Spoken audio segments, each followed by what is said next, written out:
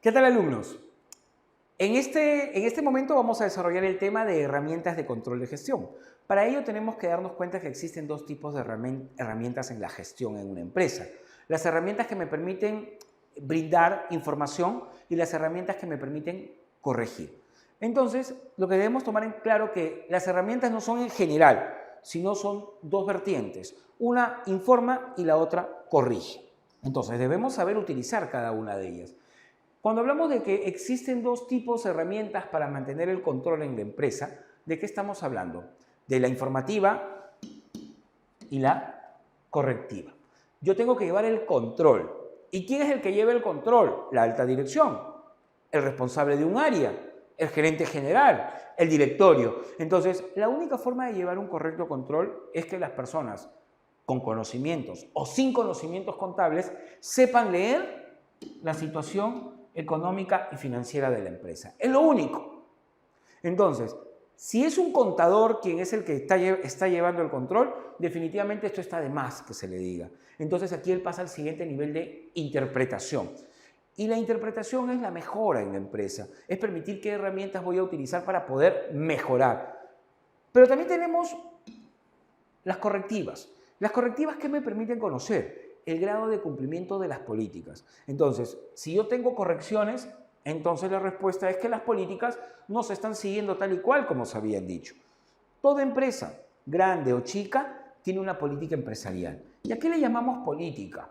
Política le llamamos a la técnica, a la normativa, al procedimiento que viene de la alta dirección. Y no hablamos de políticas contables, ¿ah? Porque las políticas contables son otras cosas y son normatividades que de acuerdo a las normas internacionales de contabilidad están claras. Aquí estamos hablando de las políticas de cumplimiento en la empresa. Por ejemplo, ¿cuál es una política de cumplimiento en la empresa? Por ejemplo, una política de cumplimiento en la empresa es que todo el personal como mínimo tenga en el año 10 horas de capacitación con respecto a lo que tiene o con respecto a lo que desempeña. Esa es mi política. Quien no tiene 10 horas de capacitación, perfecto, muchas gracias, hasta luego. Entonces, es una política. ¿Qué otra política puedo tener? No, políticas son, por ejemplo, llegar temprano o premiar al que nunca llega tarde. Eso no es una política. Eso simplemente son reconocimientos pequeños. Quiero una política que me mejore el cumplimiento, porque si esta persona está capacitada, obviamente las cosas van a cambiar. ¿Qué otra política tengo?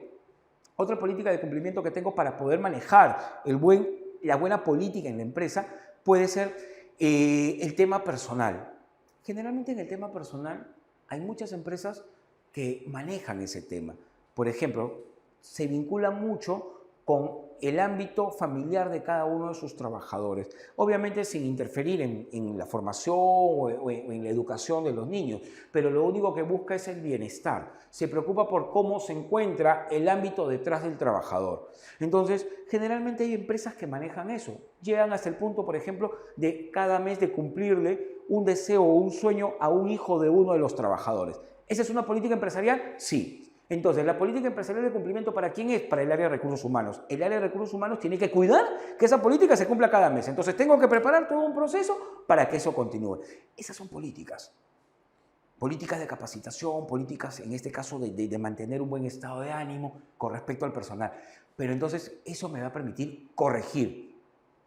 Cuando nosotros manejamos y vamos conociendo la parte informativa dentro de la formalidad en la empresa, la única es la contabilidad. No hay otra. Que me digan que no, que este cuadro, que este reporte, que vea por televisión, que grabó un video en YouTube. No. La única forma de conocer qué está pasando en mi empresa es la contabilidad. No hay otra. No hay otra forma.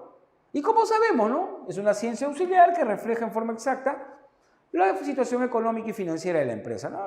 La información financiera, estamos hablando de la liquidez, es decir, cómo estoy en estos momentos para pagar, y la situación económica es cuando me encuentro de repente con un poquito con la soga al cuello en la parte financiera, la parte económica es la que me ayuda, ¿no? Es decir, qué es lo que tengo para poder vender, para poder cumplir con mis objetivos. Imaginemos, para que se pueda entender, la contabilidad la podemos leer de la siguiente manera. Ustedes están trabajando. Y ustedes han planificado durante el año 2017 tener toda una cantidad de ingresos económicos. Entonces, todos esos ingresos económicos durante todo ese periodo, ¿qué es lo que va a tener? Lo que les va a dar a ustedes es liquidez. Porque en un mes van a poder Pagar su celular, pagar el alquiler, pagar todas sus necesidades, tanto básicas como sus necesidades de mejor o de lujo que pueden tener. Pero ¿qué pasa si no llegan a los 12 meses y al sexto mes le dicen muchas gracias? ¿Qué va a suceder? Ya se compraron el celular, el último celular que llegó, se compraron su carro, están pagando las cuotas de su departamento. Su situación financiera va a cambiar porque no tienen la capacidad ni la liquidez para pagar. Entonces, ¿a qué voy a recurrir? Voy a girar y voy a ver mi situación económica. Entonces, la situación económica es lo que me va a permitir qué cosa es, qué patrimonio tengo. Entonces, ¿qué cosa es? Voy a tener que comenzar a vender mi celular, voy a tener que comenzar a vender o alquilar mi departamento, voy a tener que comenzar a generar otras situaciones que no son líquidas. Simplemente que la situación económica lo que me está ayudando es a poder manejar y a salvar algo. Entonces, la única información que me permite conocer eso es la contabilidad. No hay otra, no hay otra. Y entonces, esta parte viene de la interpretación. Y la otra herramienta de carácter informativo es la estadística. La estadística son probabilidades. Entonces, lo que me dice que son un conjunto de métodos que ayudan a tomar decisiones en situaciones de incertidumbre. La contabilidad me refleja hechos que ya sucedieron. La estadística me puede mostrar situaciones en base a data de algo futuro que quiero. Por ejemplo, situémonos en la gran entidad pública que es el INEI. El INEI que nos muestra, si nosotros estamos en un rubro por ejemplo, de calzado o de ropa, etcétera, ¿qué es lo que yo tendría que fijarme para saber cuál será el destino en los próximos 2 o 3 años de ese rubro? Yo no solamente voy a creer en mí, lo que tengo que mirar son los indicadores hasta de exportación que pueden haber o de importación de insumos. Y toda esa información la tengo en el INEI. ¿Y qué pasaría si los últimos indicadores han decaído?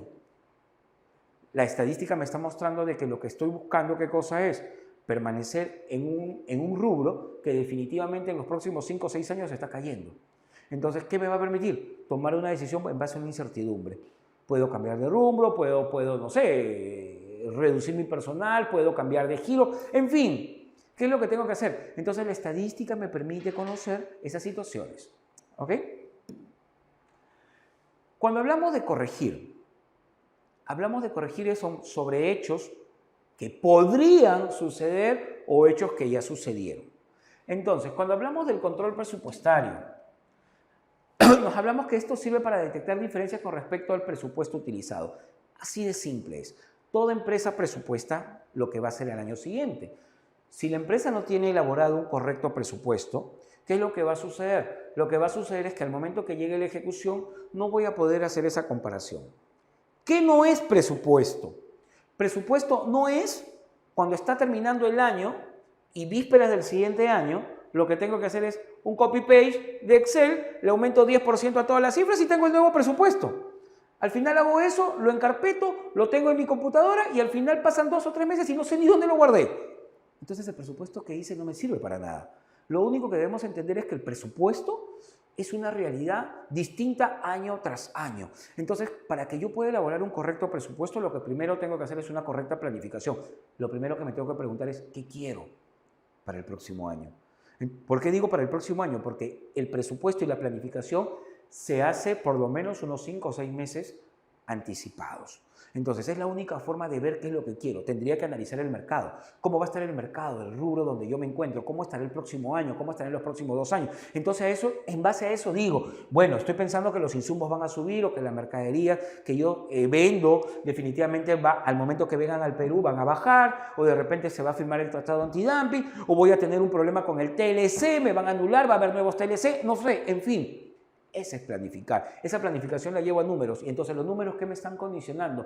Me están condicionando que cuando tenga que ejecutar, cuando me encuentre en el mes de enero o febrero del siguiente año, realmente lo que tenga que hacer es cumplir este presupuesto. ¿Lo puedo superar? ¿Lo puedo mejorar? ¿Lo puedo de repente no cumplir? Sí, pero ya es un indicador, por eso se llama control. Me va a permitir controlar lo que yo en su momento pensé, que yo no me desvíe de eso. Cuando hablo de auditoría, la auditoría es muy amplio para hablar. Podemos tener la auditoría interna, la auditoría externa, la auditoría en el sector privado, la auditoría en el sector público, pero centrémonos en lo básico. La auditoría lo que va a verificar es en la contabilidad, es decir, cuando hablemos de auditoría y cuando hablemos de auditoría financiera, lo que vamos a hablar es de la revisión por parte de profesionales, colegas nuestros, de las cifras contables, es decir, toda la información financiera que se está presentando en cada uno de los estados financieros y en las notas. Simple, que muestren la verdad, que muestren lo que realmente sucedió en la empresa.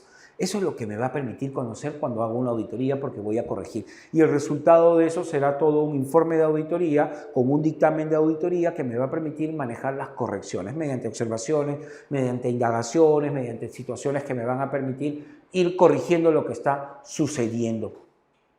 Luego de eso viene el control de calidad. El control de calidad como medida correctiva, ¿qué significa? Que antes de que el producto pueda salir al mercado o el servicio o el bien salga al mercado, lo que yo tengo que hacer, ¿qué cosa es?